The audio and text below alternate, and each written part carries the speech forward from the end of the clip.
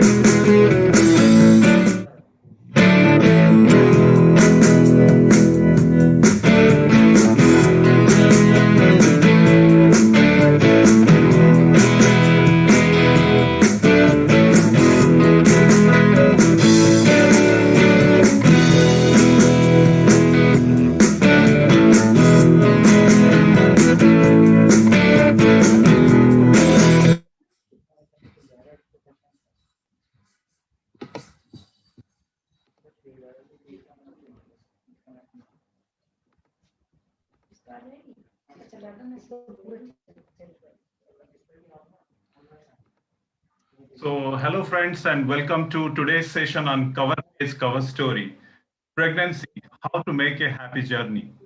So, the WHO has issued a new series of recommendations to improve the quality of antenatal care in order to reduce the risk of stillbirth and pregnancy complication and give women a positive pregnancy experience. Every year, hundreds of thousands of women died from pregnancy worldwide related to causes, and 2.5 to around 4 million babies died during the years of life, and millions of babies were still born. Now, the quality of health during the pregnancy childbirth can prevent many of these deaths. Yet globally, more than 64% of women probably the current time is receiving the antenatal care for more and more throughout their pregnancy. Now, antenatal care is a critical opportunity for health providers. But to deliver care, support, information to pregnant women, the right information is more important. So this includes healthy lifestyle, including good nutrition, detecting and preventing diseases right on time, providing family planning, counseling, and supporting women who may be experiencing intimate, maybe partner violence at times. So if the women are need to these antenatal care services, we are here to provide the services through best spread of awareness. And today is yet another episode where Dr. Anuj Rastogi is going to have a beautiful chat session with Dr. Vimlesh Sarma. Ma'am has huge experience. It's an honor to have you today, ma'am. So Dr. Vimlesh Sarma started her journey with a charitable hospital in sonography and laparohysterectomy since 2000. She has done more than 10,000 deliveries during the tenure of 2 decades. She is known to handle complex and high-risk pregnancy with her expertise. She is engaging her maximum time with IVF since last 6 years. Dr. Wimbles has facilitated more than 200 IVF deliveries and still counting. Dr. Wimbles has dedicated her time as part of charity and goodwill work to Menopause Association of Hapur, where she is supporting 40 plus years of women through her team of gynecologists, spiritual and yoga expert, along with nutritionists. So today, Dr. Anuj Rastogi sir is going to have an in-depth discussion with Dr. Wimbles. Sir, over to you. Thanks, Deepmanji. Thanks. And hello, friends. I welcome you all into this gathering, this virtual gathering, and please join me in welcoming Dr. Bimlesh for this webinar. Hello, Dr. Bimlesh. Hello. Hello, Dr. Vimlesh. Can you hear me? Hello. Dr. Vimlesh, you are mute. Okay. Hello, sir. Good evening. Good afternoon, ma'am. Good afternoon. Okay. So today we are talking, we will be talking about pregnancy and how we should plan pregnancy. It is not that pregnancy हो गई और delivery हो गई. आप आज से 10 से 15 साल पहले देखें तो तकरीबन जो न्यूली बॉर्न बेबी थे, जो फर्स्ट मंथ की मॉर्टेलिटी थी अराउंड 40 पर 1000 थी. अब वो घट के 23 पर 1000 रह गई है. और एज ए न्यूनेटोलॉजिस्ट जब मैं बच्चे एडमिट करता हूँ नर्सरी के अंदर, तो मुझे लगता है इनमें 50% एडमिशन दे आर प्रिवेंटेबल. अगर ठीक से प्लानिंग हो तो उनमें प्रॉब्लम नहीं आएगी. आज मैं इसी बारे में डॉक्टर बिमलेश से बात करूंगा. डॉक्टर बिमलेश जो एक बहुत सीनियर ऑब्स्टिशियन है, जिनका बहुत वास्ट एक्सपीरियंस है हमारी पॉपुलेशन के साथ, हमारी सिविल सोसाइटी के साथ. हम डेवलप्ड कंट्री से जरूर compete नहीं कर सकते, बट हम ऐसे सीनियर डॉक्टर से एडवाइस लेके जरूर उनका मुकाबला कर सकते हैं अपनी मॉर्टेलिटी रेट कम करने में और मॉर्बिडिटी कम करने में. तो डॉक्टर बिमलेश, जैसे एक न्यूली वेड है और वो प्लान कर रहा है प्रेगनेंसी के लिए, तो उसके लिए क्या एडवाइस है आपको, कैसे उन्हें प्रोसीड करना चाहिए इसके लिए? Thank you, Dr. Anuj and your team for giving me this platform so that I can give the message to the society. And it's a very wonderful step. आपका जो स्टेप है बहुत वंडरफुल है society के लिए, क्योंकि लोगों को अवेयर करना बहुत जरूरी है.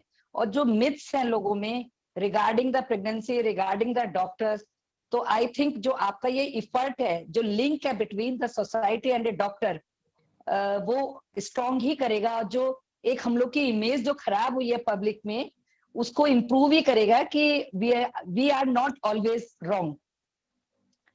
तो डॉक्टर अनुज, हेलो. हाँ डॉक्टर अनुज, मैं सभी माओ को सबसे पहले 8 मार्च जो आ रहा है वुमेन डे, उस पर बधाई देती हूँ कि happy women's day to all mothers जो कमिंग ऑन 8 मार्च. सेकंड, एक इम्पॉर्टेंट बात मैं जरूर कहूंगी, माँ बनना एक लेडी के लिए गर्व और सम्मान और प्रेम का संकेत है. आपको जन्म से सब रिश्ते मिल जाते हैं, आप बहन भी बन गई, मौसी भी बन गई, चाची भी बन गई, भाभी भी बन गई, लेकिन माँ एक ऐसा रिश्ता है, वो तभी मिलता है जब आपने किसी बच्चे को जन्म दिया हो. तो आज हम और आप सब लोग ये जानते हैं कि लाइफ, एक औरत अपनी लाइफ को खतरे में डालकर एक नया जीवन इस पृथ्वी पर लाती है. और आई थिंक इससे बड़ा कोई काम हो नहीं सकता किसी के लिए भी. तो आज हम लोग हर माँ के स्वास्थ्य के लिए, सेफ रहने के लिए चर्चा करेंगे. ये 9 महीने की जर्नी होती है, इसको कैसे सुखद और सेफ बनाएं, उसी के ऊपर डॉक्टर अनुज के इफर्ट है ये. तो डॉक्टर अनुज, अब हम अपना मेन डिस्कशन शुरू करेंगे. ये मेरा एक छोटा सा इंट्रो था रिगार्डिंग द टुडेज प्रोग्राम. जी मैम, जी. सो मेरा पहला सवाल आपसे ये है कि न्यूली वेड जो कि प्रेगनेंसी प्लान कर रहा है और वो आपके पास आता है, तो आपकी क्या एडवाइस होगी उसके लिए हैप्पी जर्नी? हाँ, ओके. तो डॉक्टर अनुज, आज के टाइम में यदि देखा जाए तो प्रेगनेंसी प्लान्ड वे में होगी तो ज्यादा अच्छा है. इंपॉर्टेंट बात क्या है, although the best age for the conception is 18 to 25 years, तो लेकिन आज के टाइम में ना 18 साल में शादी होती है ना 25 साल में. प्रेगनेंसी के जो रेट्स हैं बहुत कम है, मतलब कम लेडीज आती है जो 25 साल से कम में मेरे पास आती हैं. तो मेरा एक सिंपल अपना ये रहता है कि कैरियर तो हर लेडी के लिए लाइफ लॉन्ग होता है. कैरियर की अपॉर्चुनिटी भी मिलेंगी क्योंकि उसके साथ एजुकेशन है, लेकिन प्रेगनेंसी प्लानिंग जो होती है वो एक लिमिटेड टाइम पीरियड होता है. तो बेहतर होगा कि प्रेगनेंसी को हमेशा प्लान्ड वे में चलें. तो अच्छा तो ये रहेगा कि लाइक कुछ पहले से न्यूली वेड कपल अपना प्लान कर ले, अपना फैमिली स्टेटस देख ले, अपना फाइनेंशियल स्टेटस देख ले, अपनी दोनों की हार्मनी देख ले. इंपॉर्टेंट बात ये होती है कि आपकी आपस की बॉन्डिंग बहुत स्ट्रांग होनी चाहिए, क्योंकि प्रेगनेंसी या बच्चा होना एक, मैंने कहा ना, प्रेम का संकेत है। ऐसा नहीं है कि क्योंकि प्रेगनेंसी जिस समय होती है ना, तो सबसे इंपॉर्टेंट बात होती है कि लेडी स्ट्रेस में ना हो। तो आप प्लान्ड वे में प्रेगनेंसी का कीजिए, और उससे पहले आप अपना हेल्थ स्टेटस जरूर असेस करा लीजिए। आपने लोकल डॉक्टर से, फैमिली डॉक्टर से, आप सिंपल हेल्थ असेसमेंट करा लीजिए। जैसे आपको अपना ब्लड ग्रुप पता होना चाहिए, आपका अपना हेल्थ स्टेटस ये है कि आपका एनीमिया, हीमोग्लोबिन ठीक होना चाहिए, आप डायबिटिक तो नहीं है, आपका थायराइड लेवल तो नॉर्मल है। तो एक बेसिक टेस्टिंग है before planning to the pregnancy. एक आप ये देख लीजिए कि आपको कोई मेडिकल डिसऑर्डर या मेडिकल डिजीज तो नहीं है। दूसरी बात, यदि आप ओबीज हैं तो कोशिश करिए सबसे पहले अपना वेट रिड्यूस करिए, डाइट प्लानिंग लीजिए, उसके बाद ही प्रेगनेंसी प्लान करिए। यदि आप अंडर वेट है तो आप पहले डाइटिशियन की कंसल्टेशन से बेटर होगा कि आप अपना वेट गेन करिए। तो हेल्थ स्टेटस आपका इतना अच्छा होना चाहिए कि आपको प्रेगनेंसी से रिलेटेड कोई भी दिक्कत ना हो। The second important part, pre conceptionally, मतलब प्रेगनेंसी प्लान करने से पहले क्या, कुछ वैक्सीनेशन हैं जो हम लोग हमेशा कहते हैं कि प्रेगनेंसी प्लान करने से पहले आप लोग वैक्सीनेशन करा लीजिए। जैसे, क्योंकि वो जो इन्फेक्शन है, वो इन्फेक्शन बच्चे के लिए भी हार्मफुल हो सकते हैं और आपके लिए भी हार्मफुल हो सकते हैं। जैसे कुछ इन्फेक्शन है, लाइक फ्लू का इन्फेक्शन है, चिकन पॉक्स का इन्फेक्शन है, या रुबेला का इन्फेक्शन है, तो ये बच्चे को और आपको दोनों को दिक्कत करेगा।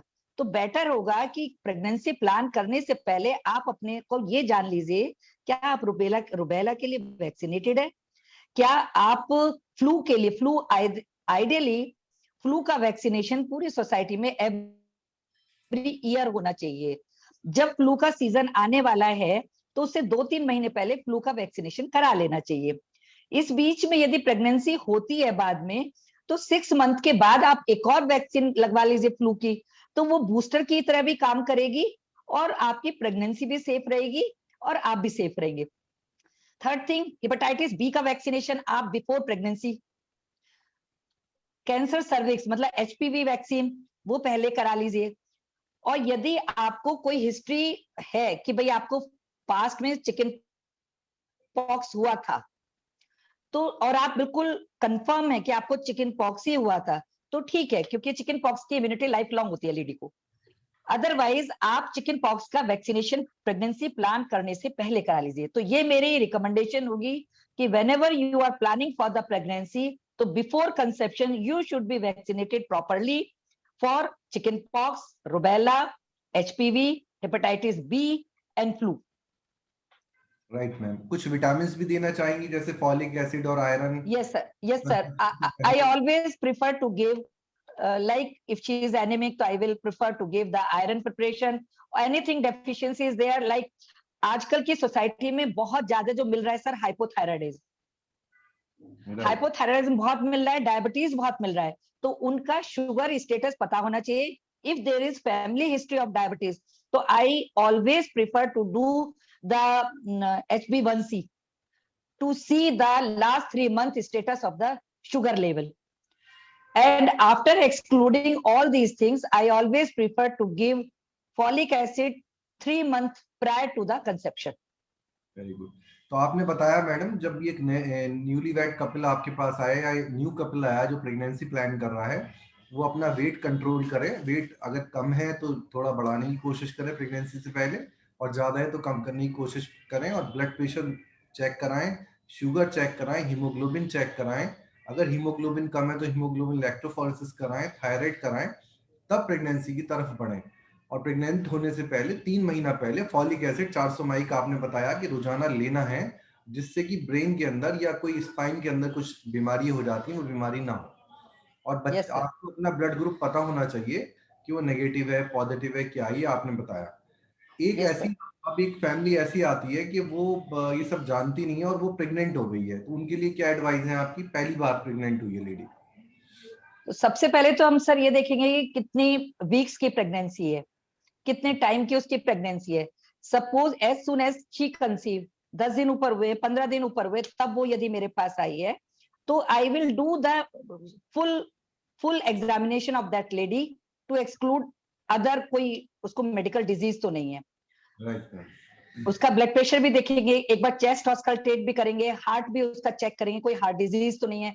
क्योंकि कई बार हम लोग क्या देखते हैं कि ड्यूरिंग प्रेगनेंसी हार्ट डिजीज जो होती है वो डिटेक्ट होती है, वो पता चलती है, और लेडी को पता ही नहीं है उससे पहले, ना कभी उसने नोटिस किया। ऑल्दो जब स्कूल में जाती है, खेलती है, सांस फूलता है, तो वो ऑलवेज उसको इग्नोर करते हैं, नेग्लेक्ट करते हैं कि कोई ऐसी दिक्कत नहीं है।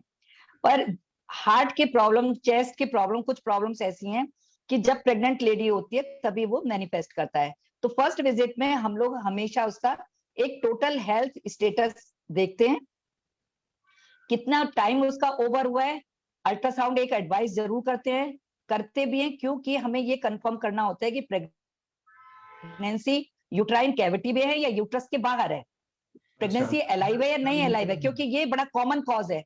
एक्चुअली मोर देन 50% कॉज जो होते हैं, चाहे क्रोमोसोमल होते हैं, जेनेटिक कॉज होते हैं, पर उनमें वो सीधा मिस्ड अबॉर्शन के साथ हमारे पास आते हैं।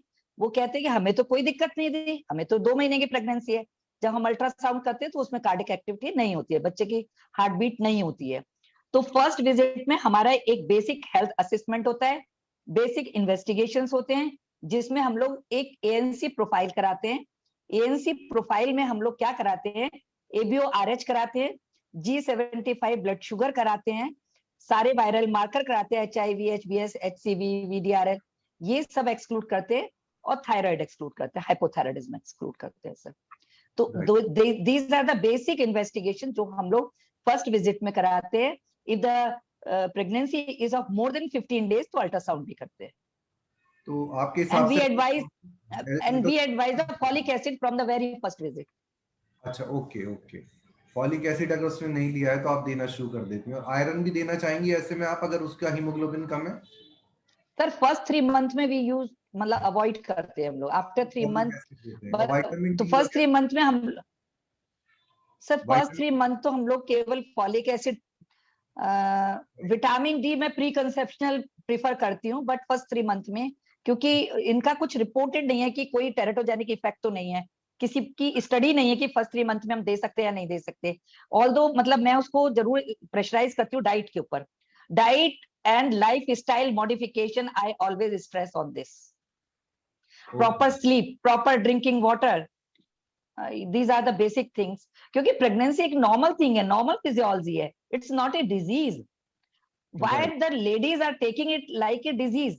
if you are healthy, like preconceptionally, यदि आप मेडिकली फिट है तो this is a enjoyable period. आप बच्चे का मूवमेंट फील करते हैं, बच्चे की हर चीज इंट्रायूट्राइन फील करते हैं, जो कोई और फील नहीं कर सकता, बच्चे का फादर नहीं फील कर सकता, only the mother is the lady who can feel it. Right ma'am, right. And what about alcohol? जैसे आजकल लड़की वोडका वगैरह ले लेती हैं, तो क्या फर्स्ट 3 मंथ्स में लेना चाहिए उनको? सर मैं तो कहूंगी पूरी प्रेगनेंसी में ही नहीं लेना चाहिए, फर्स्ट 3 मंथ की तो बात नहीं है, क्योंकि कोई भी एडिक्शन और अल्कोहल, टोबैको, स्मोक, ये सब चीज सेफ नहीं है प्रेगनेंसी के लिए, क्योंकि ये क्या करती हैं, प्री टर्म डिलीवरी, अबॉर्शन का कॉज होता है इंपॉर्टेंट, प्री टर्म डिलीवरी का कॉज होता है, हाइपरटेंशन का कॉज होता है, डायबिटीज का कॉज होता है, मतलब काफी सारी मेडिकल डिजीज एसोसिएटेड हो जाती है when you are addicted to alcohol. और अगर हस्बैंड सिगरेट वगैरह पीते हैं तो वो मतलब सेम रूम में पी सकते हैं, या उन्हें बाहर ही पीना चाहिए या छोड़ देनी चाहिए? देखिए इससे अच्छी बात क्या है, यदि प्रेगनेंसी की फील के साथ हस्बैंड छोड़ देता है तो इससे बड़ी तो कोई लेडी का अचीवमेंट नहीं होगा। हर लेडी का ये बहुत बड़ा अचीवमेंट होगा कि वो प्रेग्नेंट हुई, उसके हस्बैंड ने स्मोकिंग छोड़ दी। अच्छा, पर यदि नहीं छोड़ पाते हैं तो उनको कम कर देनी चाहिए, एंड उनको अवॉइड करना चाहिए सेम रूम में। और इवन क्योंकि लेडी यदि उस कमरे में है, इवन जो हस्बैंड की ब्रेथ है उससे भी निकलता तो है ही, तो लेडी पर अफेक्ट तो होता ही है, आइडियली तो उसको कम कर देना चाहिए। Right ma'am, right. अच्छा, फर्स्ट मंथ का असेसमेंट हो गया तो आप दोबारा उनको कब अपनी ऑब्स्टिशियन के पास जाना चाहिए? सर 11 to 13 वीक्स, लाइक जब 3rd मंथ स्टार्ट हुआ है तो 3rd मंथ स्टार्ट होने पर उसको जरूर एक अपनी ऑब्स्टेट्रिशियन को दिखा लेना चाहिए। This is the best period and very important period in this 9 month of period. इस हम लोग 3rd मंथ में मैक्सिमम प्रॉब्लम्स एक्सक्लूड कर लेते हैं और मैक्सिमम प्रेगनेंसी का आउटकम असिस्ट कर लेते हैं। जैसे यदि कोई क्रोमोसोमल एनॉमली है, बच्चा मंगोल होने जा रहा है, मतलब डाउन सिंड्रोम है, या कोई उसका अबॉर्शन का कॉज हो सकता है, या फिर उसको कम टाइम की डिलीवरी हो सकती है, मतलब प्री टर्म डिलीवरी हो जाए, वो भी असेसमेंट हो जाता है हमें कि यदि हमारी सर्वाइकल लेंथ छोटी हो गई है तो 100% she will go into the pre term delivery 7 month पर या 8th मंथ पर। या हम लोग कुछ टेस्टिंग उसमें करते हैं तो उससे हमें ये भी पता चल जाता है, 3 मंथ का बता रही हूँ सर, ये मैं 3 मंथ पे हमें बहुत सारी इंफॉर्मेशन मिल जाती है, मैक्सिमम इंफॉर्मेशन 3 मंथ के अल्ट्रासाउंड से और बायोकेमिकल टेस्टिंग से। उसमें हमें ये भी पता चल जाता है कि फ्यूचर में इस लेडी को हाइपरटेंशन होगा या नहीं होगा, और ये बच्चा आईयूजीआर तो नहीं रहेगा, इस बच्चे के टाइम पर प्लेसेंटा प्रिया मतलब आमन नीचे तो नहीं होगी, या पानी का स्टेट, मतलब एक बेसिक बहुत सारी डिजीज का प्रॉब्लम जो होता है वो हमें फर्स्ट 3 मंथ का जो हम लोग करते हैं टेस्टिंग, उससे पता चल जाता है। Right ma'am, right. और अगर सब कुछ बड़ा स्मूथली जा रहा है तो अब हम जो नेक्स्ट 3 मंथ्स में क्या प्लानिंग रखे हैं चेकअप्स की? सर लाइक जो ये चेकअप हुआ है ये हमारा प्रिफरेबल 11 to 13 वीक्स पर, जब 3rd मंथ हमारा पूरा हो गया है। उसके बाद जो सेकंड चेकअप हम लोग करते हैं, यदि हमने इसमें एंटी स्कैन, एक टेस्ट होता है एंटी स्कैन, यदि जिसमें हम लोग अल्ट्रासाउंड से न्यूक्लियर थिकनेस देखते हैं और बायोकेमिकल टेस्ट करते हैं। यदि हमारा बायोकेमिकल टेस्ट नॉर्मल है, न्यूक्लियर थिकनेस नॉर्मल है, मतलब हमारा रिस्क फैक्टर नहीं है, रिस्क फैक्टर लो है, तो न्यूक्लियर थिकनेस हमें क्या इंटरप्रिटेशन होता है? अगर न्यूक्लियर थिकनेस बढ़ी हुई है तो फिर क्या करना चाहेंगे और क्या क्या हो सकता है उससे?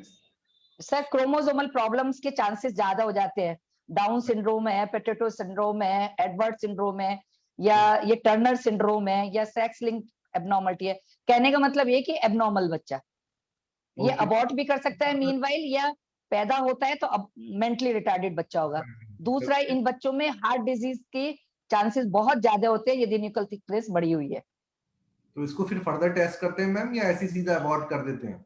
नहीं नहीं, यदि ये लो रिस्क फैक्टर में आता है, लाइक यदि पेशेंट की एज फैक्टर देखते हैं हम लोग, एज फैक्टर और बायोकेमिकल टेस्ट और न्यूक्लियर थिकनेस, इन तीनों से हम एक रिलेटिव रिस्क असेसमेंट करते हैं। उसके अकॉर्डिंग हम इन लोगों को 3 ग्रुप में डिवाइड कर लेते हैं, low risk, intermediate risk, high risk. तो जो लो रिस्क है उसको हम सीधा फिर 18-20 वीक्स पर लेवल 2 के लिए बुलाते हैं। यदि इंटरमीडिएट रिस्क होता है तब भी हम लोग 16 वीक्स पर, 16 to 18 वीक्स पर लेवल 2 करते हैं एंड क्वाड्रपल टेस्ट कर लेते हैं। Okay ma'am. यदि हमारा हाई रिस्क है तो विल प्रीफर आइदर सीवीएस या एमनियोसेंटेसिस। ओके, सीवीएस का मतलब है गर्भ में से ही कोराइड प्लेक्सिस का वो टिश्यू जो ले लेते हैं, टिश्यू ले लेते हैं। वो टेस्टिंग के हाँ लिए भेजते हैं, या पानी हाँ को टेस्टिंग के लिए भेजते हैं? वो अकॉर्डिंग टू जो भी पेशेंट के लिए ज्यादा सुटेबल है आपको लगता है वो आप कराती हैं फिर? मतलब वीक्स के ऊपर है, यदि 16 वीक्स के आसपास है तो हम लोग प्रीफर करते हैं एमनियोसेंटेसिस की, पेट से पानी ले लेते हैं। और ओके। यदि टाइम कम है तो हम लोग वेजाइनली और या फिर एब्डोमिनली टिश्यू ले लेते हैं, कोरियोनिक विलस ले लेते हैं जी। कोरियनली। इससे अगर आगे प्रेगनेंसी अच्छी नहीं होने जा रही है तो आप डिसीजन यही ले लें जिससे वो आगे कहीं ऑपरेशन की नौबत या कुछ और परेशानी फीमेल के साथ ना पड़े। यस क्योंकि सर। वैसे तो हर एक की प्रेगनेंसी स्मूथ जाएगी ये जरूरी नहीं है, ये सब चेकअप इसलिए जरूरी है। अब हम यस 6, सर। अगर अब इस 3 to 6 मंथ में मंथली जाना है आपको अपनी ऑब्स्टिशियन के पास, या एक ही बार जाना है 3 से 6 महीने में? नहीं, आपकी फर्स्ट विजिट हो गई as early as she know की उसको प्रेगनेंसी है, सेकेंड विजिट उसकी होगी 11-13 वीक्स पे, थर्ड विजिट होगी उसकी 18 वीक्स पर, 18 to 20 वीक्स, मतलब जब 5th मंथ स्टार्ट होता है। स्टार्ट तो होता एनाटॉमिकली मतलब स्ट्रक्चरली अपेरेंटली बच्चे में कोई एबनॉर्मलिटी तो नहीं है स्ट्रक्चरली, कि बच्चे का ब्रेन का लेवल की हाइड्रोकेफलस तो नहीं है, या बच्चे के हाथ पैर ठीक है, क्लेफ्ट लिप पैलेट तो नहीं है, हार्ट प्रॉब्लम तो नहीं है। यदि कोई पेशेंट डायबिटिक है है। या उसकी फैमिली हिस्ट्री कार्डियक डिजीज की, तो we always prefer to do the fetal echo at 22 weeks. Otherwise 18 weeks पर एक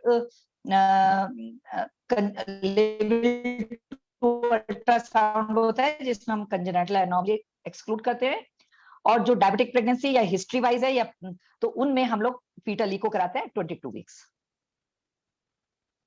ओके मैम।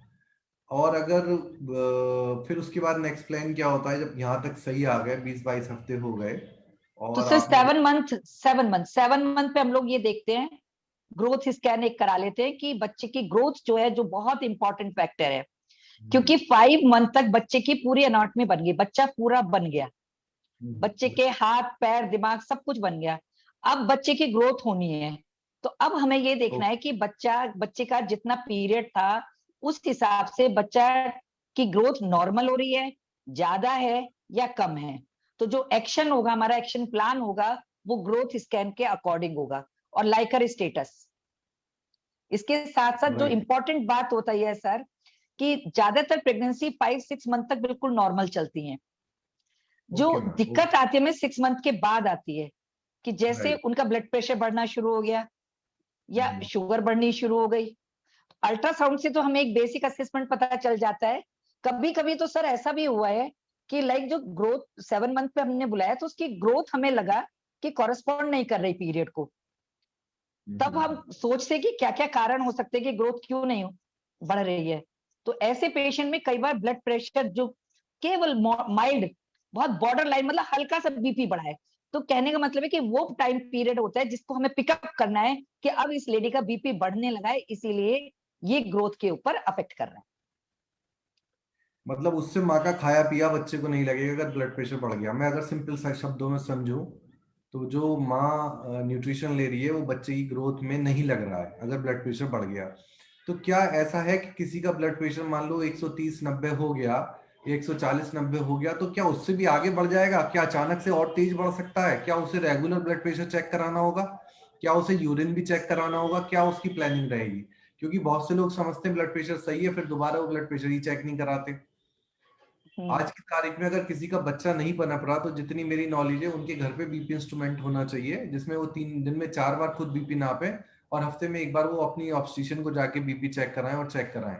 क्योंकि अचानक से जो बच्चे पनप नहीं रहे होते या जिनके अंदर ब्लड प्रेशर पहले से शिकायत चल रही है या जिनको प्रेगनेंसी के अंदर ब्लड प्रेशर बढ़ गया है, क्योंकि उस समय हार्मोन का चेंज होता है, हार्मोन ज्यादा बन रहे होते हैं प्रेगनेंसी के अंदर, तो ब्लड प्रेशर कुछ माओ का बढ़ जाता है। और ये कहते हैं जब उनके यूरिन में जब इस ब्लड प्रेशर का और ऑर्गन्स पे इफेक्ट होने लगे तो उस कंडीशन को कहते हैं प्री एक्लेम्सिया, और वो अचानक से बहुत सीवियर स्टेज में जाने लगती है। क्या ऐसा है मैम? इसके लिए रेगुलर टच यस सर, बिल्कुल बिल्कुल रेगुलर सर ब्लड प्रेशर कुछ ही पैरामीटर है। जैसे हम लोग की जो विजिट है फिक्स है, फर्स्ट विजिट हो गई, 3 मंथ पर विजिट हो गई, 5 मंथ पर विजिट हो गई, 7 मंथ पर विजिट हो गई, देन 8 मंथ एंड 8.5 मंथ। हर विजिट पर बेसिक हमारा ब्लड प्रेशर एग्जामिनेशन होता है। पीडल इडिमा हमें चेक करना बहुत ज्यादा जरूरी होता है कि पीडल इडिमा तो नहीं है, मतलब पैरों पे सूजन, पैरों पर सूजन तो नहीं है, या बॉडी पर कहीं सूजन तो नहीं है। ब्लड प्रेशर उसका देखना होता है, और एनीमिया का स्टेटस देखना होता है, ग्रोथ स्कैन देखना होता है। ये हर विजिट में हमें एग्जामिनेशन पॉइंट होते हैं जो हमें देखने होते हैं। और रेगुलर वे में ब्लड प्रेशर देखना बहुत जरूरी होता है, क्योंकि कभी कभी क्या होता है कि ब्लड प्रेशर बढ़ता ही लेडी का 6 मंथ के बाद है।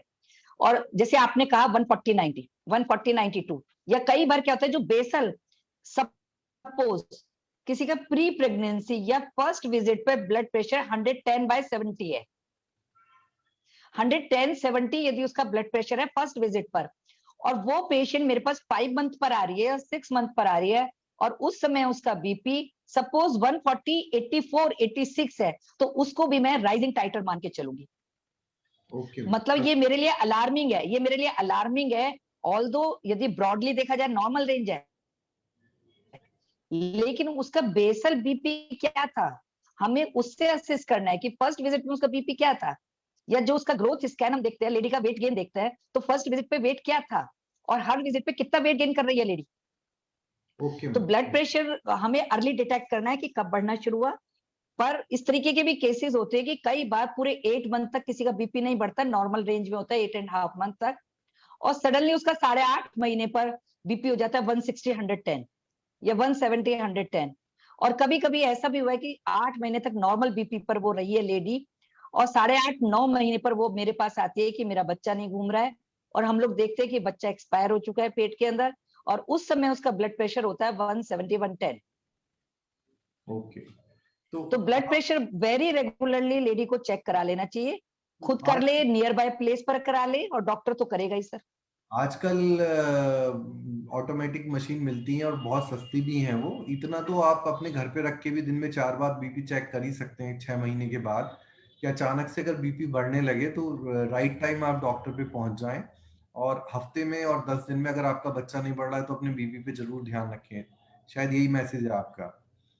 और यूरिन एल्बुमिन वगैरह भी कराना चाहिए ऐसी महिलाओं का जिनका बीपी बढ़ रहा है। बिल्कुल बिल्कुल, जिनका ब्लड प्रेशर बढ़ रहा है, जिनके पैरों पर सूजन है, उनको यूरिन एल्ब्यूमिन जरूर करा लेनी चाहिए। एक मैसेज जरूर मैं सर सबको देना चाहूंगी कि कभी कभी लेडी को उल्टियां बहुत लगती हैं, बहुत ज्यादा वॉमिटिंग होती है, ओके या बहुत फ्रीक्वेंट सिर दर्द की कंप्लेन वो करती है, तो these are not the normal things. Okay ma'am. कभी कभी क्या होता है जो कि सडन बीपी बढ़ने से भी सिर में दर्द और उल्टियां लगती हैं सर, तो वो सीधा प्री एक्लेम्प्टिक स्टेट होती है।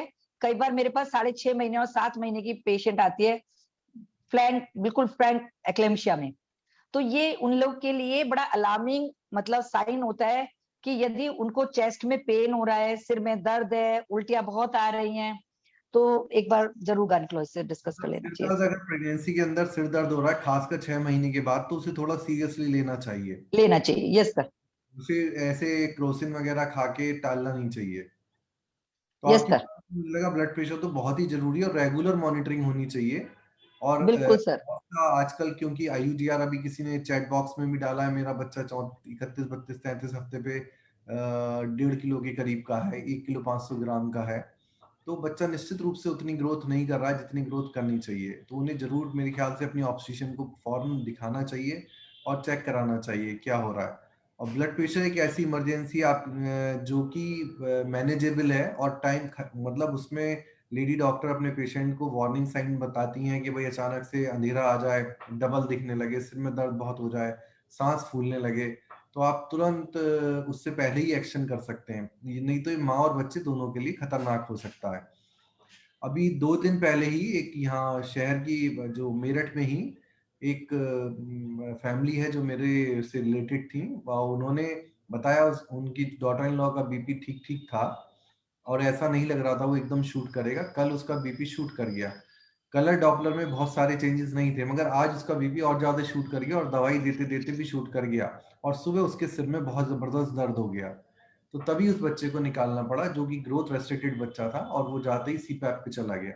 अगर उस बच्चे को नहीं निकाला जाता तो एज ए न्यूनेटोलॉजिस्ट मैं बताना चाहूंगा, उसके अंदर खून की सप्लाई बच्चे तक नहीं पहुंचती और धीरे धीरे उसकी ऑक्सीजन ब्रेन के अंदर कम हो जाती, जो ब्रेन को डैमेज भी कर सकती थी। हमारी बॉडी के अंदर एक फिनोमेना है कि जब कोई संकट आता तो पहले बॉडी ही हेल्प करती है। तो ऐसे बच्चे अक्सर पहले घूमना बंद हो जाते हैं क्योंकि वो बॉडी के लिए ऑक्सीजन और जो मेजर ऑर्गन है, जो हमारे इंपॉर्टेंट ऑर्गन है, उनके लिए ब्लड ब्लड और ऑक्सीजन प्रिजर्व करने के लिए जो बाकी का शरीर को शिथिल कर देते हैं। तो ऐसे बच्चे कम घूमना शुरू हो जाते हैं। बट कई बार वो स्थिति इतनी लेट हो जाती है कि वो हाइपॉक्सिमिक, वो प्रोग्रेसिव ऑक्सीजन की डेफिशिएंसी बॉडी के अंदर हो जाती है। वो बच्चे अगर टाइम से निकल जाएंगे तो उनकी स्थिति आगे अच्छी रहेगी। अगर वो डिलीवरी टाइम से नहीं हुई, अगर वो डिलीवरी का जो अप्रोप्रिएट टाइम था वो अगर मिस कर दिया किसी भी कंफ्यूजन में, तो बच्चे के लिए बिल्कुल भी अच्छा नहीं रहेगा। और अगर ब्लड प्रेशर बढ़ा हुआ है तो माँ के लिए भी बिल्कुल अच्छा नहीं रहेगा। आप सहमत हैं मैडम इस बात से? यस सर, बिल्कुल सर, बिल्कुल। सर बड़ा बहुत नैरो मार्जिन है हमें जो आपने केस डिस्कस किया है अभी, उसमें बहुत नैरो मार्जिन है, क्योंकि इंट्रा यूट्राइन बच्चे की जो ग्रोथ होती है वो आउटसाइड नहीं होती है। राइट। हमारे लिए एक एक दिन बड़ा इंपॉर्टेंट होता है, लेकिन हमें ये डिटेक्ट करना जरूरी होता है कहीं बच्चे में हाइपोक्सिक चेंजेस तो नहीं आने लगे। यदि बच्चे में हाइपोक्सिक चेंजेस आने लगे तो उस बच्चे की recovery post delivery, post caesarean भी बहुत अच्छी नहीं होती है, चाहे वो IQ लेवल पर देखा जाए या किसी भी लेवल पर। तो हमें बच्चा हाइपोक्सिक होने से पहले बाहर निकालना है, और मैक्सिमम जितनी जेस्टेशनल एज हम उसकी कर सकते हैं वो हमें प्रोलॉन्ग करनी चाहिए उतना टाइम प्रेगनेंसी का। ऐसे में तो डॉक्टर के संपर्क में रहना बहुत जरूरी है। जैसे आजकल आप लोग कुछ इंजेक्शंस भी लगाते हैं डेकाड्रॉन या बेक्नेसोल के, जो बच्चे के ब्रेन को और बच्चे के लंग्स को डेवलप कर देते हैं। तो ये तो तभी पता चलेगा जब डॉक्टर के पास समय से डॉक्टर पेशेंट जाता रहेगा। अक्सर जब एज ए न्यूनेटोलॉजिस्ट मैं देखता हूँ वो आके कंप्लेन करते हैं जी शुरू से हम तो उन्हीं डॉक्टर साहब को दिखा रहे थे, बट अगर उन्हें बारीकी से देखा जाए तो उन्होंने डॉक्टर साहब को दिखाया तो था 1 या 2 बार, वो रेगुलर नहीं जा रहे थे उन डॉक्टर साहब के पास। और जो लास्ट टाइम जो उन्हें जाने का टाइम था वो उस समय टच में नहीं थे, क्योंकि बहुत सारी चीजें अचानक से खराब होती हैं और खराब होने से पहले वो सही दिखती हैं। अगर आप डॉक्टर के पास नहीं जा रहे हैं तो आप कभी नहीं समझ पाएंगे क्या होने वाला है आपके पास। तो जो प्रेगनेंसी जो एक आपके घर में खुशियां लाने वाली है वो दुख में पलट जाएगी। और आपका, जहां तक जो कि हमारी पॉपुलेशन में खर्चा भी बहुत इंपॉर्टेंट है, वो जो थोड़ा खर्चा बचाने की कोशिश कर रहे हैं कि अल्ट्रासाउंड ना करा के या डॉक्टर को विजिट ना करके, वो उल्टा उससे कहीं ज्यादा आपका खर्चा भी होगा। और प्रोग्नोसिस प्रोग्नोसिस से मतलब है बच्चे का बचना ना बचना भी कई बार बेकार हो जाता है। इसी वजह आजकल आज भी इंडिया के अंदर सेरेब्रल पाल्सी बहुत कॉमन है। दौरे प्रेगनेंसी के प्रॉपर मैनेज ना होने की वजह से दौरे भी बच्चों में बहुत कॉमन है। अगर टाइम से डॉक्टर को दिखाते रहें और टाइम डॉक्टर को फॉलो करते रहें और डॉक्टर को अपने डॉक्टर पे भरोसा करें कि जब वो ऑपरेशन करना चाह रही हैं या जब वो नॉर्मल डिलीवर करना चाह रही हैं, उनके साथ कोई रेजिस्टेंस पेश ना की जाए। जनरली मैंने देखा है कि बहुत से डॉक्टर को बहुत प्रेस करते हैं कि ऑपरेशन ना हो, नॉर्मल डिलीवरी कर दें। एक ये भी एक बड़ा कॉन्सेप्ट सोसाइटी में जबरदस्ती नॉर्मल डिलीवरी कराने का। तो ये जो डिलीवरी का टाइम है, डिलीवरी का डिसीजन है, ये सीधा सीधा लेडी डॉक्टर का होता है। आप उसी लेडी डॉक्टर को दिखाएं जिसपे आप ट्रस्ट करते हैं और फिर उनके ऊपर छोड़ दें। जी मैम। Yes sir. क्योंकि जो जो हम बात कर रहे हैं प्री एक्लेम्सिया या एक्लेम्सिया की, उसके अंदर प्री एक्लेम्सिया के अंदर जो बाकी के ऑर्गन है जैसे किडनी है उस पे इफेक्ट होने लगता है, आपकी प्लेटलेट पे इफेक्ट होने लगता है। और इससे मिलती जुलती बहुत सारी बीमारियां, जैसे एक बीमारी को कहते हैं हेल्प सिंड्रोम, उसमें लीवर के एंजाइम डिस्टर्ब हो जाते हैं। कुछ लोगों के अंदर क्लॉट चला जाता है ब्रेन में। जैसे अभी मेरे पास एक लेडी का बेबी आया था दिखाने, तो उन्होंने बताया कि हमारी जो इस बच्चे की मदर थी उसको ब्लड प्रेशर रहता था और उसके दिमाग में फिर क्लॉट चला गया। अब उन्होंने उस ब्लड प्रेशर के रहने में एक बार ही अपनी ऑब्स्टेट्रिशियन को दिखाया और उसको फॉलो नहीं किया। उसमें थ्रोम्बोएम्बोलिक फिनोमेना हुआ और क्लॉट चला गया। बच्चा भी मरते मरते बचा। और बच्चे को फिर बाद में पेट की प्रॉब्लम हो गई, नेक्रोटाइजिंग एंटरकोलाइटिस हो गई, बच्चे का भी ऑपरेशन हो गया। उनका जो जहां भी उन्होंने इलाज कराया उनको 8 लाख प्लस बच्चे पे खर्च हो गया उसे बचाने के अंदर। तो आपने जो एक ब्लड प्रेशर जैसी सिंपल चीज को मजाक समझ लिया और अपनी ऑब्स्टेट्रिशियन का जो एडवाइस थी वो फॉलो नहीं करी आपने। तो वो जो एक क्लॉट था शायद वो बचाया जा सकता था। जो बच्चे को डिलीवरी जल्दी करनी पड़ गई क्लॉट की वजह से, तो वो शायद बच जाता। क्या क्या कहना चाहेंगी मैम इस बारे में आप? सर मैं ये कहना चाहूंगी कि आज के टाइम में जो हम लोग फेस कर रहे हैं, दो ही बेस मतलब मैक्सिमम प्रॉब्लम फेस कर रहे हैं, डायबिटीज और हाइपरटेंशन। और जो ये पेशेंट होते हैं आईडी एडमिशन की, और उनको मिनिमम 3 डेज के लिए एडमिट करते हैं। यदि वो 30 या 31 वीक्स और हमें ऐसा लग रहा है कि हमें बिफोर टाइम इसकी डिलीवरी करानी पड़ सकती है, तो हम लोग ऐसे केस में स्टेरॉइड बच्चे के लंग डेवलपमेंट के लिए भी देते हैं और मैक्सल्फ भी देते हैं बच्चे के न्यूरोनल डेवलपमेंट के लिए। तो ये पेशेंट कायदे में एडमिट होने चाहिए, डायबिटीज हो या हाइपरटेंशन हो। और डॉक्टर के ऊपर देखिए, डॉक्टर आपका वेल विशर ही है। कोई भी डॉक्टर ये नहीं चाहेगा मेरे पेशेंट में कोई दिक्कत हो। तो मैं तो सबसे, जितने भी लोग सुन रहे हैं फॉलोअर से यही रिक्वेस्ट करूंगी, अपने डॉक्टर पर विश्वास करिए और जो डॉक्टर एडवाइस कर रहा है उसको सीरियसली लीजिए। क्योंकि ब्लड प्रेशर और बहुत डायबिटीज इस टाइप की प्रॉब्लम है जिनको हम प्रिवेंट कर सकते हैं, रोक सकते हैं, और इससे रिलेटेड जितने भी कॉम्प्लिकेशन है उनको हम कम कर सकते हैं। अब जैसे हाइपरटेंशन का डॉक्टर साहब बता रहे हैं, हाइपरटेंशन एक ऐसी प्रॉब्लम है कि माँ की जान भी खतरे में, बच्चे की जान भी खतरे में। एक जने की नहीं कि हम बच्चे के लिए ही सोच रहे हैं, हम यहाँ माँ के लिए भी सोच रहे हैं, दोनों ही रिस्क में है। और यदि हम अनफॉर्चुनेटली किसी को भी लूज करते हैं तो it's our failure, it's your failure, it's societies failure. जो डॉक्टर अनुज इतने एफर्ट्स कर रहे हैं, इट्स हिज फेलियर कि वो इतना इंपॉर्टेंट मैसेज सबको देना चाह रहे हैं। यदि इस सेशन को सुनने के बाद भी किसी से ये गलती होती है तो एक मैं कंफ्यूजन और दूर करना चाहूंगा। बहुत बार बच्चे की एज को लेकर डिस्क्रिपेंसी रहती है। जो लास्ट के 3 महीने का अल्ट्रासाउंड है उसमें ±2 to 3 वीक्स का डिफरेंस रहता है अगर हम जेस्टेशनल एज कैलकुलेट करेंगे उस मेथड से। और जो पहले 3 महीने का अल्ट्रासाउंड है वो काफी एक्यूरेट होता है। तो इन हमारे जो टेस्ट हैं उनकी फैलेसीज हैं, उनकी कुछ लिमिटेशंस हैं, उसमें कुछ टेस्ट फॉल्स पॉजिटिव हो सकते हैं, कुछ फॉल्स नेगेटिव हो सकते हैं। उसके लिए आप गलत सोचना बिल्कुल नहीं बनता है और आपको अपने डॉक्टर पे ट्रस्ट करना चाहिए। जैसे कि एल्बुमिन यूरिन के अंदर टेस्ट होता है, वो फॉल्स पॉजिटिव भी हो सकता है, फॉल्स नेगेटिव भी हो सकता है। अगर एसिडिक यूरिन है तो आपका एल्बुमिन नेगेटिव भी आ सकता है। और अचानक से भी, क्योंकि जो बीमारियां हैं, जो ये सब चीजें हैं, प्लेटलेट काउंट है या कुछ भी है, वो अचानक से भी खराब हो सकते हैं। अगर आप रेगुलर टच में रहेंगे डॉक्टर के तो आप सेफ रहेंगे। आप अपने डॉक्टर पे ट्रस्ट करिए, जो कि आज की तारीख में, ये सब मैंने फेसबुक पे 4-5 साल से एक्टिव होना सिर्फ इसलिए शुरू करा, मुझे ये लगा कि जो ट्रस्ट है वो मिस होता जा रहा है और रेगुलर ब्लेमिंग चलती है अब बिना समझे। तो मुझे लगा कि मैं अगर इन्हें एजुकेट करूंगा, ये गैप ब्रीच होगा, गैप कम होगा और लोग समझेंगे। मैम, शुगर के लिए आप क्या कहना चाहेंगी? सर शुगर की टेस्टिंग भी हम लोग बहुत फ्रीक्वेंटली कराते हैं, लाइक फर्स्ट विजिट पर भी हमें करानी है और सबकी कराते हैं सर। फैमिली हिस्ट्री जरूर हम लोग लेते हैं और मतलब यदि जैसे ना, इसका आजकल घर घर में ग्लूकोमीटर है। अब किसी लड़की ने अपना शुगर वहीं टेस्ट कर लिया और उसका शुगर 140 आ रहा है, तो अब आप क्या करेंगे? क्या अप्रोच होनी चाहिए उसकी? मतलब उसको डायबिटीज माना जाए या उसका कोई और तरीका है इसे कंफर्म करने का? क्योंकि ये एज ए न्यूनेटोलॉजिस्ट मैं जानता हूँ, जो एडल्ट शुगर है, जब हाई शुगर काफी हाई लेवल पे कहते हैं, उनमें कीटोन्स जो बनते हैं वो काफी हाई लेवल पे बनते हैं, मगर प्रेगनेंसी के अंदर वो छोटे लेवल पे भी बन जाते हैं, कम लेवल पे भी बन जाते हैं। तो क्या 140 उन्होंने एक रैंडम शुगर ले ली, तो उससे क्या आप सेटिस्फाई रहेंगी कि इसे शुगर है या नहीं है?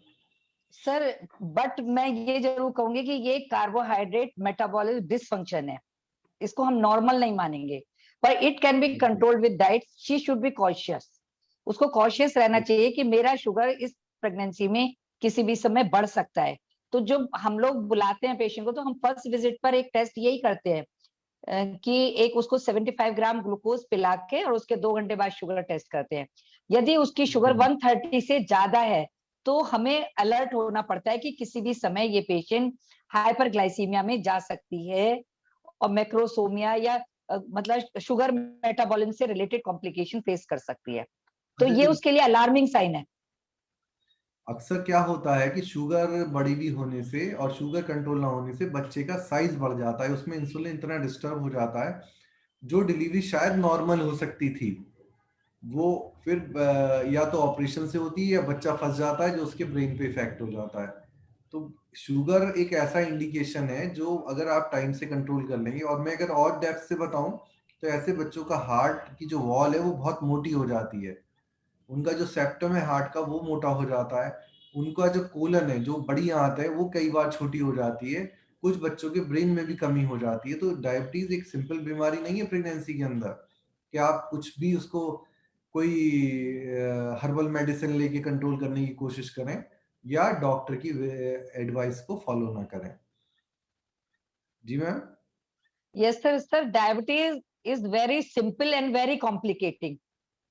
सिंपल इसलिए मैं कहूंगी कि आप यदि अवेयर्ड हैं तो आप उसको इजीली कंट्रोल कर सकते हैं। ओके। कॉम्प्लिकेटेड इसलिए कहूंगी कि थोड़ा सा आपको अपनी लाइफ स्टाइल, आपको डाइट मॉडिफिकेशन और ये सब चीजें आपको कंट्रोल करनी पड़ती है, तभी जाके कंट्रोल होती है। और डॉक्टर की जरूरत तो है ही सर। यदि डाइटरी कंट्रोल नहीं हो रहा है, एक्सरसाइज से कंट्रोल नहीं हो रहा है, योगा से नहीं हो रहा है, तो आपको मेडिकेशन लेना ही पड़ेगा। और प्रेगनेंसी में यदि जब हम इंसुलिन एडवाइस करते हैं तो इन लोग को हेजिटेट नहीं करना चाहिए। इंसुलिन इज द सेफ, और बच्चे के लिए भी सेफ है, आपके लिए भी सेफ है। और दूसरी इंपॉर्टेंट बात यह है, जो भी आप खाना चाहे खा सकते हैं, आप इंसुलिन की डोज थोड़ी सी बढ़ा देंगे हम, लेकिन ये कि वेल कंट्रोल्ड होनी चाहिए, वो आपके हाथ में है। तो इनफैक्ट जो इंसुलिन का सिक्रीशन बॉडी में प्रॉपर नहीं हो रहा, वो बाहर से ले रहे हैं आप, इतनी सिंपल सी बात है, और उससे कोई इतनी आदत सिंपल पड़ सी बात जाती है है, क्या? मत उसका यहाँ कोई हार्म। हमारी सोसाइटी में ये बहुत कंसेप्ट है, इनहेलर ले लिया तो इसकी आदत पड़ जाएगी। इसकी क्या, इंसुलिन लेने के बाद क्या तमाम जिंदगी उन्हें इंसुलिन लेनी पड़ेगी इन माओं को? नहीं डॉक्टर साहब, लेकिन these ladies are prone to develop diabetes in the future time.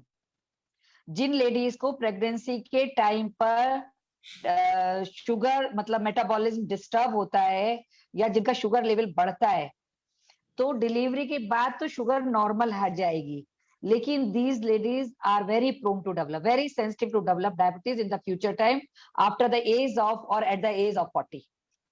तो they should be cautious कि ये फ्यूचर में डायबिटिक हो सकती हैं, बट ऐसा पर तो ये नहीं ऐसा नहीं है। इंसुलिन तो नहीं लाइफ लॉन्ग लगाना पड़ेगा उन्हें। नहीं नहीं चलिए, नहीं वो तो नहीं बात नहीं अलग है। नहीं नहीं नहीं नहीं बिल्कुल नहीं कि और प्रेगनेंसी डिलीवरी के बाद इंसुलिन हम लोग बंद कर देते हैं, इंसुलिन की जरूरत भी नहीं होती है। तो ये एक मिथ है सोसाइटी के अंदर, वो ये डरते हैं कि इंसुलिन शुरू कर दिया तो फिर पता चला इंसुलिन ही चलता रहेगा हमारा लाइफ लॉन्ग। ऐसा सोचते हैं लोग, वो शायद डॉक्टर के सामने नहीं बोल पाते, मगर उनको पीछे से सोसाइटी जो हमारा कल्चरल बिलीफ है वो ये है कि एक बार इंसुलिन पे चले गए तो फिर जिंदगी इंसुलिन लेना पड़ेगा। तो मैडम का मैसेज ये है कि अगर एक्चुअली सर क्या होता है प्रेगनेंसी में, एक्चुअली प्रेगनेंसी में क्या होता है सर, जो प्लेसेंटा होता है जी मैम, वो जो हार्मोन निकालता है वो इंसुलिन की सेंसिटिविटी को कम कर देता है, तो इसलिए इंसुलिन की रिक्वायरमेंट प्रेगनेंसी के टाइम पर पड़ जाती है। जब डिलीवरी हो गई, प्लेसेंटा निकल गया, तो इंसुलिन की जो सेंसिटिविटी होती है वो नॉर्मल आ जाती है, तो इसलिए इंसुलिन की बाद में जरूरत नहीं पड़ती है। Okay ma'am. अच्छा मैम, अगर किसी एक लेडी को एबॉर्शन हो गया पहले या उसका एक बच्चा एबनॉर्मल हो गया तो उसके लिए क्या प्लानिंग करेंगे आप? बहुत सी लेडीज इसमें बच्चे पैदा ही नहीं करना चाहती, उन्हें डर लगता है कि दोबारा ऐसा बच्चा तो नहीं हो जाएगा। ऐसी नहीं लेडी। ऐसा नहीं है सर, रोड पर एक्सीडेंट होते हैं तो क्या हम सड़क पर चलना बंद कर देते हैं? Right ma'am, right. है नहीं, तो यदि किसी के साथ इतना अनफॉर्चुनेट हुआ है, मिसहैप हुआ है, उसको ऐसा ना लें कि हमेशा ऐसा होगा। बेटर होगा कि एक बार यदि हो गया है तो अपने डॉक्टर से कंसल्ट करें, अपनी प्री टेस्टिंग करा लीजिए, नेक्स्ट प्रेगनेंसी प्लान करने से पहले सारी टेस्टिंग करा लीजिए, और उसमें कोई ना कोई कॉज जरूर निकल के आएगा, जो कॉज निकल के आता है उसके अकॉर्डिंग फ्यूचर में ट्रीटमेंट लीजिए। ऐसे आज के टाइम में साइंस इतनी डेवलप हो गई है कि they are only few condition जहां जिसका ऑप्शन नहीं है, अदरवाइज सभी चीज का ऑप्शन है। तो आप उससे डरिए नहीं, आप प्रॉपर अपना डॉक्टर से कंसल्ट करके इन्वेस्टिगेट करा के प्रॉपर ट्रीटमेंट लीजिए। तो बट प्रेगनेंसी से रिलेटेड, बच्चों से रिलेटेड तो घर घर में डॉक्टर हैं जो घर के यही तो पास प्रॉब्लम है सर, दिस हैं, इज अवर बिग प्रॉब्लम। हैं। Yes sir. तो एक मैसेज मैं देना चाहूंगा, जिन माओ का ब्लड ग्रुप नेगेटिव है या ओ ग्रुप है, उनके बच्चों में जॉन्डिस होने के चांस बहुत ज्यादा होते हैं। और खासकर अगर नेगेटिव ग्रुप है तो आप उस मदर का ब्लड फैमिली में मैच करा के रखिए। हो सकता है उसका जो बच्चा हो उसमें खून वगैरह चेंज करना पड़े बाद में, और उस समय डॉक्टर को मैच करता हुआ खून नहीं मिल पाता है। कुछ इस बारे में भी आप कहना चाहेंगी? कोई एंटी-डी इंजेक्शन होता है, वो कब लगाते हैं, कैसे लगाते हैं? सर जैसे प्री कंसेप्शनल, आजकल तो सर प्री मैरिटल काउंसलिंग होती है, ओके मैम। लोग कुंडली मिलाते हैं शादी से पहले, और हम कहते हैं कि आप अपना ब्लड ग्रुप मैच करा लीजिए, कुछ ऐसी डिजीज है उनको मैच करा लीजिए जिससे कि आपको फ्यूचर के प्रेगनेंसी जब प्लान करें ऐसी कोई दिक्कत ना आए। तो हम लोग सर एक सबसे पहले तो ब्लड ग्रुप ही कराते हैं सर, हस्बैंड वाइफ दोनों का। यदि वाइफ इज नेगेटिव तो हस्बैंड का भी कराते हैं। दूसरा, हम लोग थैलेसीमिया एक्सक्लूड करते हैं इन लोगों में, तो डायबिटीज एक्सक्लूड करते हैं, थैलेसीमिया एक्सक्लूड करते हैं। यदि एक पार्टनर, सपोज लेडी हमारी थैलेसीमिया माइनर है, तो हस्बैंड का हम लोग जरूर कराते हैं कि कहीं ऐसा तो नहीं कि वो भी थैलेसीमिया माइनर ना हो और आने वाला बच्चा हमारा थैलेसीमिया मेजर हो, जिससे बहुत बड़ी दिक्कत हो जाए। तो ये मतलब सर मैं शायद अपने आपके क्वेश्चन से शायद हट गई, कुछ और पूछा था आपने, मुझे याद नहीं आ ये पूछा था जो RH नेगेटिव मदर है उसको कब एंटी रहा। देंगे और कितना एंटी डी देंगे, हाँ हाँ ठीक। उसका क्या प्लान यदि है? किसी भी, हाँ यदि कोई भी लेडी RH नेगेटिव है और उसको प्रेगनेंसी हुई है, सपोज उसका अबॉर्शन हो गया, अबॉर्शन हो गया तो भी उसको एंटीडी का, और हस्बैंड RH पॉजिटिव है तो एंटीडी लगवा लेना चाहिए, चाहे वो अबॉर्शन हुआ हो, चाहे एक्टोपिक प्रेगनेंसी हुई हो, चाहे बीच में कभी भी उसका बच्चा खराब हुआ, मिसकैरेज हुआ, तब भी लगवा लेना चाहिए। यदि उसकी सेफ जर्नी चल रही है, सेफ है, तो हम ये सोचते हैं कि एंटी मतलब ड्यूरिंग प्रेगनेंसी भी लगा लेना चाहिए एट 28 वीक्स। तो प्रोफाइलैक्टिकली एक 28 वीक्स मतलब 7 मंथ पर लगवा लेना चाहिए। दूसरा एंटीडी डिलीवरी के 24-48 घंटे में लगवा लेना चाहिए। ऑल्दो एक हफ्ते तक लगवा सकती है, पर हम प्रीफर करते हैं 24 से 48 घंटे में लग जाए उसको। अब जब कभी भी फ्यूचर में वो प्रेगनेंसी प्लान करती है तो हम लोग टेस्टिंग करा लेते हैं, कि इतनी सब इंजेक्शन लगने के बाद या अनफॉर्चुनेटली नहीं लगवा पाई, तो उसमें ब्लड मिक्सिंग तो नहीं हुई, बच्चे में जॉन्डिस के कितने % चांसेस है। तो हम लोग, जो हमारा मैनेजमेंट होता है, वो इस बात के ऊपर डिपेंड करता है कि उसके ब्लड में कितनी मिक्सिंग है, कितने चांसेस है बच्चे को जॉन्डिस डेवलप होने के। या उसका खून टूटने के, उसका हीमोग्लोबिन कम होने के कितने % चांस है। यस तो सर। उस टेस्ट का नाम तो अब लोग जानने लगे, इनडायरेक्ट कूम टेस्ट की बात कर रही हैं शायद आप। Yes sir, ICT, indirect Coombs test. वो दो तरीके से इनडायरेक्ट कूम टेस्ट होता है, qualitative and quantitative. Unfortunately quantitative test India में आराम से नहीं होता है, ज्यादातर क्वालिटेटिव होता है। अगर क्वांटिटेटिव हो तो उससे और ज्यादा बढ़िया आइडिया लगता है कि उसके अंदर कितना हीमोलिसिस से जॉन्डिस बढ़ेगा या कितना उसका हीमोग्लोबिन कम हुआ होगा।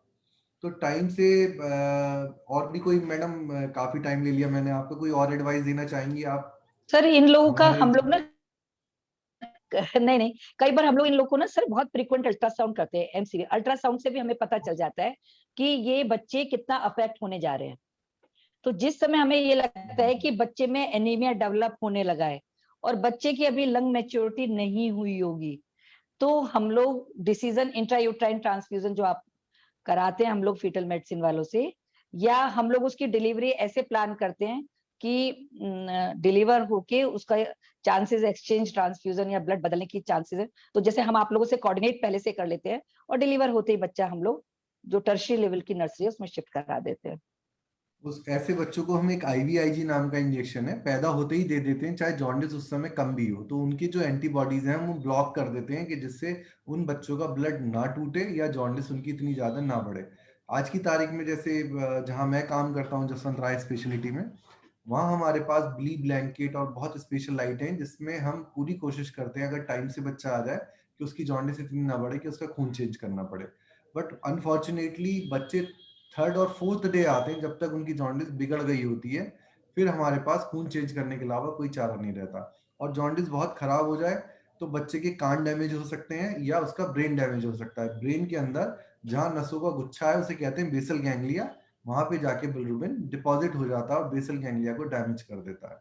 तो ऐसे बच्चों के दिमाग पे सूजन आ जाती है और उनका भविष्य अंधकार में चला जाता है, और ये बहुत ही कॉमन है, बहुत ही कॉमन है। अगर आप अपने चारों तरफ देखेंगे तो एक दो बच्चा जरूर दिख जाएगा, क्योंकि RH नेगेटिव मदर हमारे यहाँ तकरीबन 12% तक है। तो ये एक प्रॉब्लम बहुत कॉमन है, जो कि अगर हम एक अच्छे डॉक्टर से, एक अच्छी लेडी डॉक्टर से संपर्क में हैं तो हम बहुत सारी चीजों से ऐसे बच जाते हैं। बट जब हम अपना दिमाग यूज करने लगते हैं, हम खुद जजमेंटल हो जाते हैं, तो ये सब परेशानियां बढ़ जाती हैं, क्योंकि हमें ये बारीक स्टेप, ये हमें डेप्थ नॉलेज, ये हमें नहीं मालूम है। अब आप मुझसे, मैं कई बार समझाने के लिए कहता हूँ मसूर की दाल 2 घंटे में बन जाती है, राजमा 8 घंटे में भी नहीं भिगोना पड़ता है। तो अगर आपको ये बात समझनी है तो जिसको पता है उसको पता है, मैं आपको देख के दाल नहीं बना सकता। It is not so easy, 2+2 4 नहीं है, कहीं भी नहीं है। ये डॉक्टर का अपना एक्सपीरियंस होता है, उसकी नॉलेज होती है, और वो रेगुलर टच में रहता है। और हम एज ए डॉक्टर जब कभी फंसते हैं तो हम अपने साथियों से भी बात करते हैं, पढ़ते भी हैं उसके लिए और समझने की कोशिश भी करते हैं।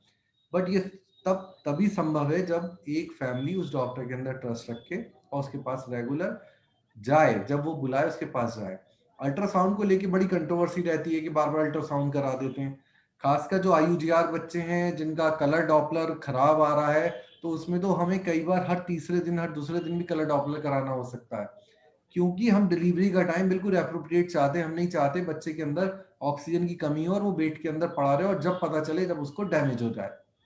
तो ऐसे बहुत सारे इसके पैरामीटर्स हैं जो डॉक्टर जानते हैं, जो अल्ट्रासाउंड करने वाले डॉक्टर वो जानते हैं, जो लेडी डॉक्टर वो जानती हैं, और वो अपने न्यूनेटोलॉजिस्ट के संपर्क में भी रहते हैं और दोनों मिलकर एक टीम की तरह काम करते हैं और फिर बच्चे को बाहर निकाल के प्रेगनेंसी टर्मिनेट करते हैं और बच्चे की सेफ्टी के लिए उसके लिए अप्रोप्रिएट डिसीजन लेते हैं। मैम कितना, कई बार आपको 8 मतलब 5 5 6 6 7 7 बार भी अल्ट्रासाउंड कराना पड़ता होगा, तो हमारी तो जनरल पॉपुलेशन इसे बड़ा गलत समझती होगी कि बार बार अल्ट्रासाउंड करा रहे हैं, अभी तो कराया था। इस बारे में आप क्या कहना चाहेंगे? Sir ultrasound is totally safe, okay ma'am, non we can invasive. Do daily, हम लोग ओके। डेली भी कर सकते हैं। जो ये जिसमें हम लोग का टाइम डिसाइड करना होता है, जैसे सीवियर IUGR है, सीवियर ओलिगोहाइड्रोनियस है, तो उनमें हमारे लिए एक एक दिन इंपॉर्टेंट है। तो ऐसे केस में कई बार हम डेली फ्लो देखने के लिए करते हैं कि डक्टस वेनोसिस का फ्लो देख ले या एमसीए का फ्लो देख ले, मतलब बच्चे के ब्रेन का फ्लो देख लें, कि जिस समय भी हमें लगता है कि बच्चे के ब्रेन का फ्लो हैम्पर होने लगा है तो उसी दिन हम लोग सिजेरियन कर लेते हैं और बेबी आउट करते हैं। तो अल्ट्रासाउंड इज टोटली सेफ। अब मैं आपसे रिक्वेस्ट करूंगा, मैंने आपका बहुत टाइम लिया, आप इसे ना 5-10 पॉइंट में समरी बना के आप हमें दे दीजिए, तो जो हमारे को सुन रहे हैं हम इन सबको मेल कर देंगे, और ये रेगुलर जिस भी शहर से लोग हैं सब अपने अपने डॉक्टर के साथ टच में रह के इस चीज को फॉलो करेंगे और फायदा उठाएंगे। Thank you ma'am. मैंने ओके सर, थैंक यू। नहीं नहीं, thank you sir, thank you, हो गई।